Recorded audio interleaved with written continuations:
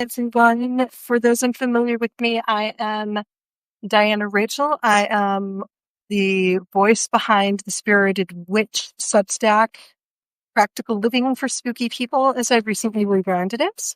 And I have been writing on witchcraft-related topics since the year 1999, writing and publishing.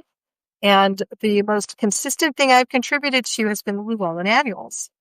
So for those unfamiliar, they'll do astrology almanacs, but they will also do witch-specific almanacs with like things about what times to cast spells and so on. And I just broke an orange stick on this, so I should reach for some scissors. Hmm. Nobody accuse me of being sensible all the time. So, but I do have scissors in my little calendar kit. At least I should. But that is part of what has built my writing career, has been contributing to those annuals year after year for many years. And to the point where sometimes I will wait a few years to read my copies, because I get 2 copies of each annual I contribute to every year as part of my submission. As part of my submission payment. And just to avoid inadvertently duplicating anyone else's ideas or pursuing experiences that are being pursued already quite thoroughly, I will sometimes just kind of wait and come at it. So the ones I've been contributing to the most are the Magical Almanac and the Herbal Almanac, and I have those right here. So here is the Magical Almanac. Ooh, that's pretty. And then here is the Herbal Almanac. The Herbal Almanac is actually not a magical publication, which is a little odd for Llewellyn. And it is strictly practical gardening, no mention of witchcraft, no mention of deities, nothing like that. And here's the thing is there is usually about a year's delay between contributing and seeing your contribution published. So I have no memory of what I wrote.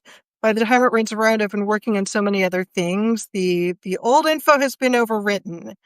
And I've been writing for a very long time, and a lot of stuff, especially if you look at the Spirited Witch, may not be on the schedule everyone wants, but there is a lot of it. So I'm trying to find it. So I'm seeing a lot of very familiar names in here. Where am I? Okay. Here I am, the double decision star. So I am all the way in the back of the book this year. So right before you get to the credits. So what this was inspired by The Artist's Way. I do remember this now. And so this is intended to help with your deciding where to focus your spirituality. So there is the star, and this is inspired by The Artist's Way Life Pie. And so let's say you're interested in tarot, you're interested in spirit work or mediumship, you're interested in herbalism. You pause and you color, you name one point of the star and you point it to the degree to which you have that interest. And I know some of you are going to just try to like fill in the crown all the way, but most of the time there are stronger interests in some areas than others. So that is the purpose behind this particular practice, is to help you know, especially if you're a beginner and there's so many different areas of specialty and so many different areas that take really deep dives to truly understand them. This way you can figure out for yourself, okay, is my heart with herbalism? Is my heart with astrology? You know, where's my heart going? Where is my gut going? What can it take to get heart and gut in the same place so you can follow that direction? So that is what the decision star is for. Now, the Herbal Almanac, I've been talking a lot about my experiences kind of stumbling through learning permaculture and stumbling through a lot of container gardening, because the home that I have is, we are in process of restoring it, which is taking forever and will take forever on our budget.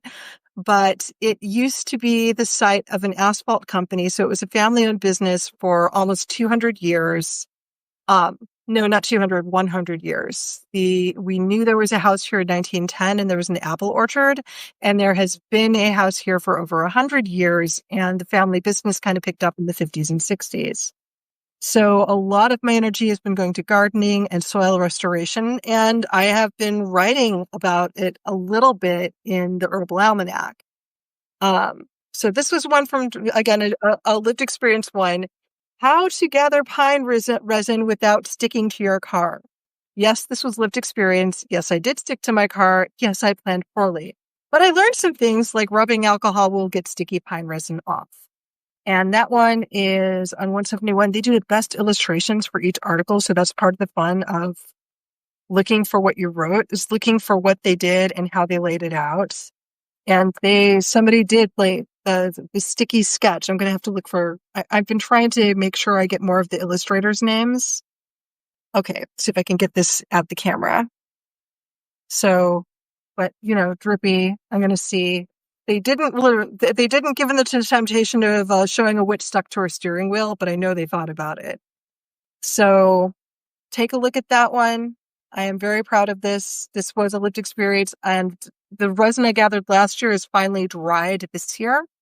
So yay, I can finally actually use it for an incense like intended, but it takes a while to cure. So these are the ones that I did this year. I'm super excited about it. I hope you are too. Thank you, everyone, for stopping and hanging out with me. My phone is indeed about to die.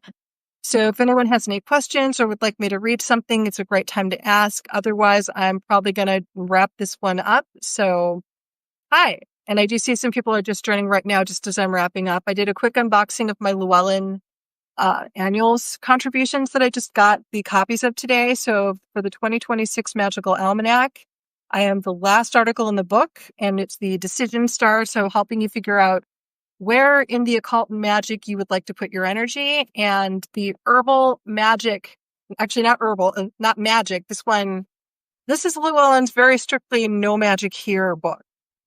And it's all about gardening and herbalism and practical herbalism and crafting. And in recent years, usually I talk about the crafting part. Last year, I talked about foraging for pine resin and the many, many misadventures that come with that. So that's what I have here. I have some fun stuff coming out in Substack this week. I finally got the cleaning formulas because I did say 6-month spring cleaning. I did not say consecutive 6-month spring cleaning. So that's where we have it. Again, if anyone, I think you're allowed to join ask questions, but I'm not seeing that. So I'm still getting used to the Substack format. So thank you everyone for joining me, and happy summer. If you are on the opposite side of the world, stay warm. Up here on the Northern Hemisphere, stay cool. And thank you everyone for taking the time. Stay magical.